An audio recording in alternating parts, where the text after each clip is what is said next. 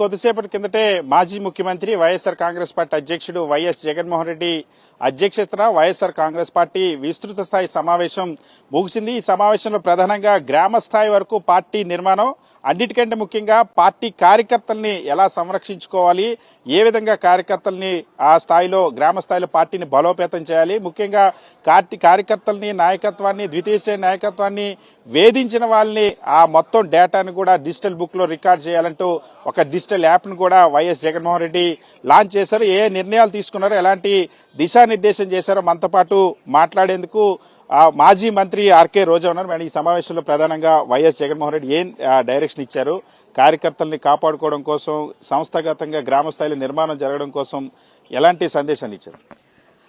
ఈరోజు జగన్మోహన్ రెడ్డి గారు రాష్ట్ర వ్యాప్తంగా ఉన్న వైఎస్ఆర్సీపీలో ఉన్న కోర్ అంటే పార్టీలో ఉన్న ముఖ్యమైన వాళ్ళందరినీ కూడా పిలిపించడం జరిగింది. ఇప్పటికే రాష్ట్ర స్థాయి, జిల్లా స్థాయి, నియోజకవర్గ స్థాయి, మండల స్థాయి వరకు కమిటీలు పూర్తయ్యాయి. ఇప్పుడు గ్రామ స్థాయి కమిటీలు, బూత్ కమిటీలు కూడా వేసుకుని ఇంకొంచెం బలోపేతంగా ప్రతి ఇష్యూని కూడా గ్రామ స్థాయి వరకు తీసుకువెళ్లాలని చెప్పడం జరిగింది. And recalling Chandrababu Naidu manifesto కార్యక్రమాన్ని ప్రతి గ్రామానికి తీసుకువెళ్తూ అక్కడే కూర్చొని గ్రామస్తులతో మాట్లాడి ఎవరైతే మన పార్టీకి ఫుల్ టైం వర్క్ చేస్తారో వాళ్ళని ఆ కమిటీలోకి తీసుకోమని చెప్పడం జరిగింది. రెండోది, ఎలక్షన్స్ ముందు చంద్రబాబు నాయుడు, పవన్ కళ్యాణ్ గారు సూపర్ 6 అని ఏమి ఇచ్చారు యాడ్, తర్వాత అధికారంలోకి వచ్చినాక ఇప్పుడు మొన్న అనంతపూర్లో మీటింగ్ జరిగేటప్పుడు ఏ సూపర్ 6 వాళ్ళు యాడ్ ఇచ్చారో రెండు చూపించారు. అంటే సూపర్ 6 లో వాళ్ళు ఇచ్చిన వాటినే ఈ రోజు మళ్లీ అధికారంలోకి వచ్చాక సగానికి పైగా లేపేశారు. ఆడబిడ్డ నిధి అని చెప్పి 1500 ఎవ్రీ మంత్ ఇంట్లో ఎంతమంది ఆడవాళ్ళు 18 ఏళ్లు దాటుంటే అందరికి ఇస్తామన్నారు. అది అసలు ఇప్పుడు మొన్న అనంతపురం మీటింగ్ లో వేసిన యాడ్ లో లేనే లేదు. ఆ తర్వాత మీరు చూస్తే ఉద్యోగం గానీ లేదా నిరుద్యోగ భృతి 3000 ఇస్తామన్నారు ఎలక్షన్ ముందు, అది కూడా ఇప్పుడు సూపర్ 6 లో లేదు. ఇలా చాలా మటుకు అంటే ఎస్సీ, ఎస్టీ, బీసీ, మైనారిటీకి 50 ఏళ్లకే పెన్షన్ ఇస్తామన్నారు, అది మొన్న మేనిఫెస్టో లేదు. అంటే మేనిఫెస్టోలో వాళ్ళు చేయనివన్నీ ఎత్తేసి అరాకొర చేసిన వాటిని వేసుకొని సూపర్ హిట్, సూపర్ 6 అని చెప్పి సంబరాలు చేసుకుంటున్నారు. ఎందుకు మీరు సంబరాలు చేసుకుంటున్నారు? ఈరోజు జనాల్ని మోసం చేసినందుక, ఆడపిల్లలకి అన్యాయం జరుగుతుంటే పట్టించుకోకపోవడానికి సంబరాలు చేసుకుంటున్నారా, లేదా నిరుద్యోగులకు ఉద్యోగాలు ఇవ్వకుండా, నిరుద్యోగ భృతి ఇవ్వకుండా వాళ్ళని మోసం చేసినందుకు సంబరాలు చేసుకుంటున్నారా, లేకపోతే ఈ రోజు ఫీజు రియంబర్స్మెంట్ లేకుండా పిల్లల చదువుని ఈ రోజు రోడ్డు మీదకి తీసుకొచ్చినందుకు సంబరాలు చేసుకుంటున్నారా, రైతుకు గిట్టుబాటు ధర లేక ఎండల్లో యూరియా కోసం వాళ్ళు రోజుల తరబడి నించొని ఏడుస్తూ ఆత్మహత్యలు చేసుకుంటుంటే సంబరాలు చేసుకుంటున్నారని అడుగుతున్నాను. ఒక్క డిపార్ట్మెంట్ అయినా ఈరోజు కూటమి ప్రభుత్వంలో ప్రజలకు ఇచ్చిన వాగ్దానాన్ని నెరవేరుస్తుందా, ప్రజలకు అందుబాటులో ఉందా నేను అడుగుతున్నా. ఇంకా ముఖ్యంగా మనము ప్రజలకి అవసరమైంది ఏంటి? విద్య, ఆరోగ్యం, ఉండటానికి ఇల్లు. ఉన్న ఇల్లుని పూర్తి చేయట్లేదు, కొత్త ఇల్లు ఇవ్వట్లేదు. విద్యను చూస్తే నాడు నేడు లేపేశారు, పూర్తి చేయలేదు. జరిగిన వరకు అక్కడ ఉన్నాయి, దాన్ని పక్కన పెట్టేశారు. ఇంగ్లీష్ మీడియం తీసేశారు.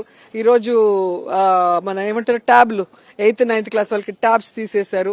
అట్లా పిల్లలకు అవసరమైనవి ఇంగ్లీష్ మీడియంతో సహా తీసేసి మళ్లీ నారాయణ చైతన్య బలోపేతం అయ్యే విధంగా చేస్తున్నారు. ఇంకా విద్యా దీవెన, వసతి దీవెన, ఫీజు రీయింబర్స్మెంట్ సంగతి మీకే తెలుసు. సో పిల్లలు, పేదవాడు చదువుకోకూడదు, ఓన్లీ పెద్దవాళ్ళే చదువుకోవాలన్న పద్ధతిలో కూటమి ప్రభుత్వం ముందుకు వెళ్తుంది. ఇంకా వైద్యం చూస్తే ఈరోజు గ్రామ స్థాయిలో నుంచి రాష్ట్ర స్థాయిలో వరకు స్టెప్ బై స్టెప్ ఎట్లా వైద్యాన్ని పేదవాడికి దూరం చేస్తున్నాడో మనం చూస్తున్నాం. ఆరోగ్యశ్రీని లేపేశారు. ఈ రోజు ఎవరికి పేదవాడికి ఆరోగ్యశ్రీ ఉండకూడదు, వాడు అప్పుల పాలై సావాలి అన్నట్టుగా ఉంది. మెడికల్ కాలేజీలు, ప్రతి పార్లమెంటుకు ఒక మెడికల్ కాలేజ్ ఎందుకు మోడీ గారు ఆ రోజు శాంక్షన్ చేశారు జగన్ గారు అడగగానే? ఆ ప్రాంతంలో ఉన్న 7 నియోజకవర్గాలకి ఒక నాణ్యమైన వైద్యాన్ని అందించాలి. కోవిడ్ టైంలో ఎంత ఇబ్బంది అయింది? ఈయన అన్నిసార్లు ముఖ్యమంత్రిగా ఉండి ఒక్కటి కూడా కట్టలేదు కాబట్టి ఈ రోజు మనం ఇబ్బంది పడ్డాం రాష్ట్రం విడిపోయినప్పుడు.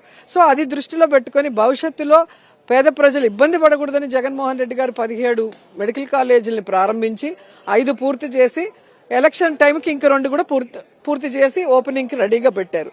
ఈ రోజు కేంద్ర మంత్రి మీ వాడు ఉన్నాడు, పోయి మోడీతో మాట్లాడొచ్చు. మీ మీద ఆధారపడి కేంద్రంలో ప్రభుత్వం నడుస్తోంది. అండ్ ఇక్కడ వైద్య శాఖ మంత్రి ఎవరైతే ఉన్నారో ఆయన బీజేపీ వ్యక్తి. మరి ఎందుకు మీరు కేంద్రం దగ్గర నుంచి డబ్బులు తీసుకొచ్చి వాటిని పూర్తి చేయట్లేదు? సంవత్సరానికి 1000 కోట్లు పెట్టినా కూడా అయిపోతుంది కదా. కానీ అలా కాకుండా మీ అవినీతి కోసం, మీ కమిషన్ల కోసం, మీ లంచాల కోసం ఈరోజు పేదవాడి వైద్యాన్ని మీరు ఎలా పన్నంగా పెట్టి ఈరోజు వాళ్ళ జీవితాలతో ఆడుకుంటున్నారో అందరూ కూడా చూస్తున్నారు. సో ఏ ఒక్కటి కనీసం మహిళలకి రక్షణ లేదు, గౌరవం లేదు, వాళ్ళకి ఇవ్వాల్సిన వెల్ఫేర్ లేదు. ఇంకేం చేస్తున్నట్టు? ఈ రాష్ట్రంలో ప్రభుత్వం ఉందా లేదా అన్న పరిస్థితి ఉంది. సో ఇవన్నీ కూడా మనం ప్రజలకు తెలుసు, అయినా మనం గ్రామాల్లోకి వెళ్ళినప్పుడు ఇవన్నీ కూడా తీసుకెళ్లాలి. ఆల్రెడీ మనం వెన్నుపోటు దినోత్సవం చేశాం, మొన్న రైతుల కోసము రైతుల్ని దగా చేసినందుకు చేశాం. సో ఇలా ప్రతిసారి కూడా ఒక కార్యక్రమం ద్వారా ఎవరైతే ఉన్నారో అన్యాయమైన వాళ్ళని కూడా మనం కలుపుకొని పార్టీ వాళ్ళకి అండగా నిలబడి వారితో పోరాడినప్పుడు ఖచ్చితంగా ప్రభుత్వం మెడలు వంచి పని చేయించే అవకాశం ఉంటుంది. మీకే తెలుసు, అసలు యూరియా లేదు అంటే ఉంది, ఊరికేనే మీరు ఫేక్ న్యూస్లు అన్నారు. మళ్ళీ ఇప్పుడు ఎట్లా అంటారు? వాళ్ళ అసెంబ్లీలో వాళ్ళ ఎమ్మెల్యేలే లేసి మొన్న కడప వరదరాజు ఎవరో ఒక ఆయన, ఇంకొక ఆయన వాళ్ళు లేసేసి యూరియా కొడుతుంది, మొత్తం రైతులంతా ఇబ్బంది పడుతున్నారు అని చెప్పి వాళ్లే చెప్తుంటే అంతకన్నా సిగ్గుచేటు ఇంకోటి ఉందా? ఒక రైతు కుటుంబంలో పుట్టిన చంద్రబాబు నాయుడికి రైతుకి న్యాయం చేయాలన్న ఆలోచన లేదు.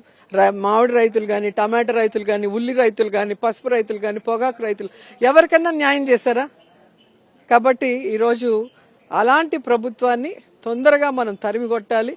రాబోయే లోకల్ బాడీ ఎలక్షన్స్ లో మళ్లీ కూడా ప్రజలకు అండగా మన పార్టీ వాళ్ళని మనం గెలిపించుకున్నప్పుడే ఖచ్చితంగా ప్రభుత్వానికి బుద్ధి వస్తుంది, ప్రజలకు మనం మంచి చేసే అవకాశం వస్తుందని జగన్ గారు గట్టిగా చెప్పడం జరిగింది. ఇవాళ కార్యకర్తలకు సంబంధించి నాయకుల పైన కేసులు విపరీతంగా పెడతా ఉన్నారు, అక్రమ కేసులు. ఇవాళ హైకోర్టు కూడా ఒక సోషల్ మీడియా కార్యకర్తని అరెస్ట్ చేస్తే గంజాయి కేసు పెట్టి విడుదల చేసినట్టు హైకోర్టే రిలీజ్ చేయమన్నట్టు పరిస్థితి. ఇలాంటి పరిస్థితుల్లో మీ కార్యకర్తల్ని, నాయకత్వాన్ని కాపాడుకోవడం కోసం ఈ సమావేశంలో ఏ నిర్ణయం తీసుకున్నారు, ఎలాంటి డైరెక్షన్ ఇచ్చారు?